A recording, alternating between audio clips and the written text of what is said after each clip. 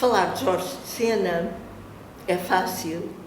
porque de tal maneira a sua obra é multímoda e rica, que há sempre muita coisa para dizer, mesmo que já haja estudos abundantes e penetrantes e feitos com demora.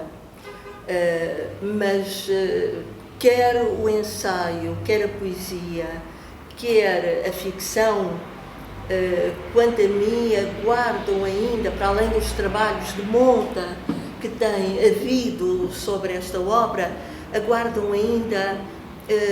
o que poderia ser interessante e seria muito útil para o público mais jovem, que é uma espécie de síntese das várias diretrizes da ópera conjunta, a ensaística, a lírica e a ficção, com as suas várias componentes de conto e de romance.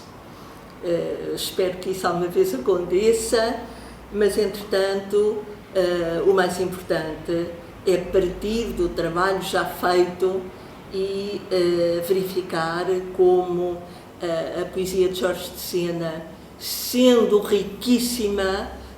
e tendo beneficiado de inúmeros trabalhos e artigos, nos oferece sempre linhas de reflexão que ainda não foram ponderadas. Pessoalmente, gostaria de salientar que quando leio a poesia de Jorge de Sena, me dá a sensação que ela alastra por uma significação sempre excedente em relação àquilo, obviamente, que o texto nos diz, porque a excedência da significação é uma das características, muito provavelmente, da mensagem poética, mas como que aquele verso que se derrama, aquele verso prolongado, continuado de Jorge de Sena, nos faculta uma espécie de território mental e ao mesmo tempo de alargamento da sensibilidade de leitura para quem ouve ou para quem lê e de escrita, que a mim particularmente me apeteceria muito um dia tentar caracterizar em termos literários. Do mesmo modo, a sua ficção, que já foi tão estudada, enfim, e nem vale a pena salientar essas grandes obras que são o Físico Prodigioso, que eu considero das mais extraordinárias do século XX, ou os Sinais de Fogo, ou os contos das andanças e novas andanças do demónio. A sua ficção, que é uma ficção muito particular, porque se situa entre a representação do mundo, que ele voluntariamente quer assumir. Não é? A ficção de Jorge de Sena dá-nos conta de um mundo efetivo, de um mundo que tem a ver com o mundo em que todos vivemos. Mas, ao mesmo tempo, e de uma maneira que não poderemos facilmente caracterizar, porque não é só o sobrenatural, não é só a parte onírica, não é só a carga imaginária, há sempre uma mescla de real e de outra coisa que também me apeteceria tentar apanhar, apreender na poética de Sena. E depois um ensaio. Eu tentava muito, quando era estudante ou até mais tarde, para fazer investigação, lia os ensaios do Jorge. Cheguei a ler uma canção de Camões, muito embora eu não seja de literatura clássica, nem estudo os quinhentistas, mas na canção de Camões havia duas coisas que me fascinavam. Por um lado, era todo o percurso teórico de Sena que convoca a investigação da outrem, mas que faz o seu próprio caminho de uma maneira conceptualizada e discursiva, raciocinante, muito particular e ao mesmo tempo muito informada. é um dos casos raros em que erudição e crítica imanente convergem com extrema velocidade, sem opor um vetor a outro. E tenta-me muito vislumbrar no seu ensaio aquilo que ele consideraria como a excelência da mensagem poética e tentar ver em que medida é que ele a consegue na sua própria prática. Uma das obras mais importantes de Jorge de Sena, e na qual me dá a ideia que muito pouco se toca hoje em dia, ou mesmo nas últimas décadas, foi uma antologia que ele realizou e publicou em 1958 para a editora Portugália, em Lisboa, que se intitulava Líricas Portuguesas Terceira Série. Era uma coleção que a Portugália Editora tinha, a Portugália que já não existe, mas que foi uma editora áurea, uma coleção que tinha com os melhores contos portugueses, os melhores páginas de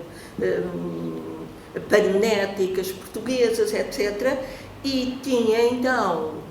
as Líricas Portuguesas, uma antologia da melhor poesia portuguesa, que depois se revelou insuficiente. Esta primeira foi feita por José Régio, e publicou-se o segundo volume, que se intitulava Líricas Portuguesas, segunda série, feita por Cabral de Nascimento, o poeta.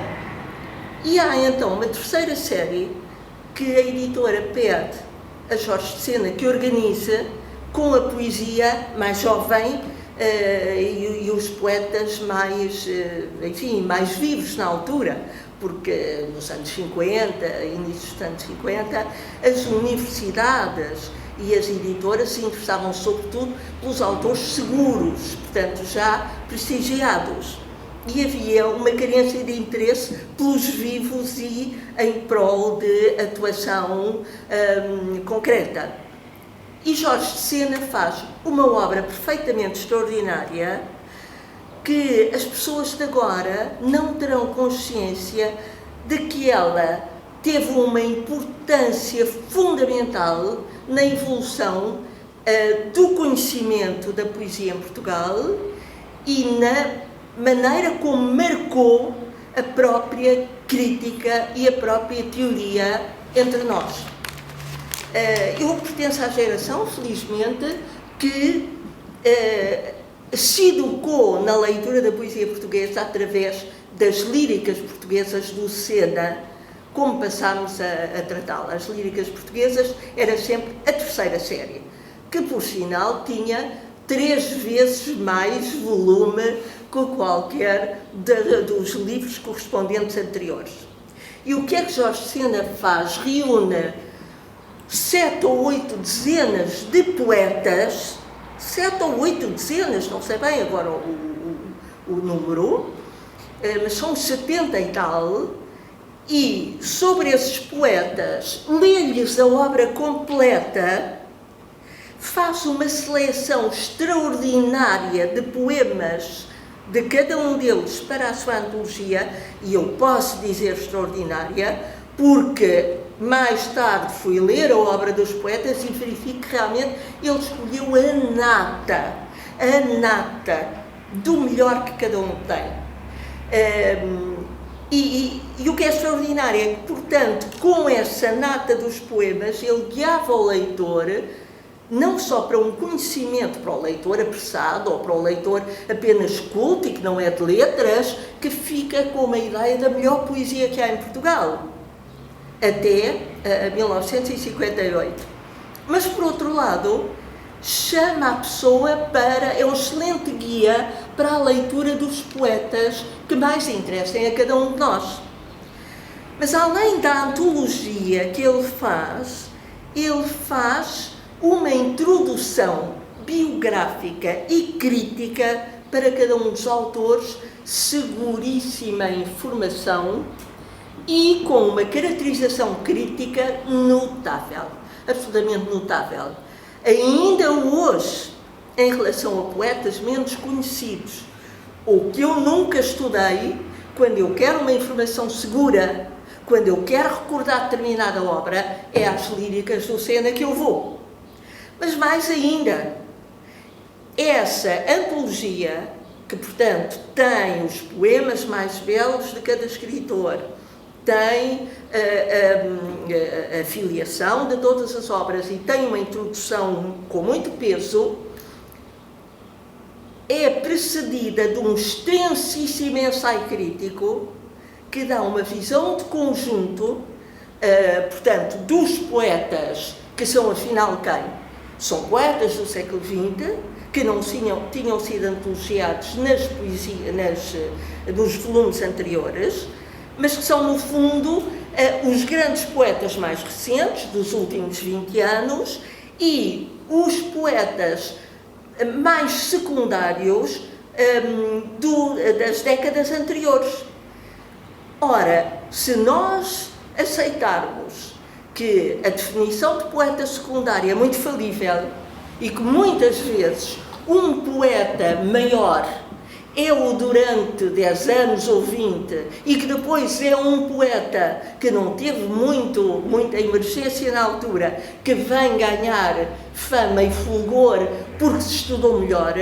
nós vamos ver como é nas líricas do Sena que estão normalmente os maiores. Portanto, eu queria chamar muita atenção para esta obra, não só porque ela revela em cena o grande leitor. Ela revela o homem, uma coisa que normalmente não se reconhece muito em Jorge de Sena, que é o homem nada tendencioso, porque ele fez uma antologia de todos, com todo o tipo de ideias, com todo o tipo de poética, desde que tivesse qualidade. E mais, até se antologia a ele próprio, que não figurava nos anteriores. E como é que ele o faz? De uma maneira extremamente interessante. Na terceira pessoa, falando da sua parte biográfica com a mesma objetividade com que falava dos outros, e para se caracterizar literariamente, então diz de si próprio, como afirmou numa entrevista concedida a um periódico, e depois cita o que ele próprio tinha dito de si próprio. Mas, enfim, portanto, convém em termos de documentação. Quer dizer, teve até a capacidade de tornear a dificuldade de não falar de si, ou de falar de si em termos que poderiam ser desajeitados ou caricatos. Então, em Sena reconhecemos o grande leitor, o reconhecedor de valores sem facciosismo nenhum, o grande descobridor de talentos e o homem com uma capacidade de síntese que é capaz de envolver 80 anos de poesia num estudo de 30 ou 40 páginas. Esta obra é mais importante do que muitas teses que qualquer um faça. E eu gostaria muito de recomendar a quem se esquece por vezes que ela existe, como grande imagem que é da literatura lírica portuguesa da primeira metade do século XX, de 1958, e como expressão do grande talento e da grande sensibilidade poética de Jorge de Sena.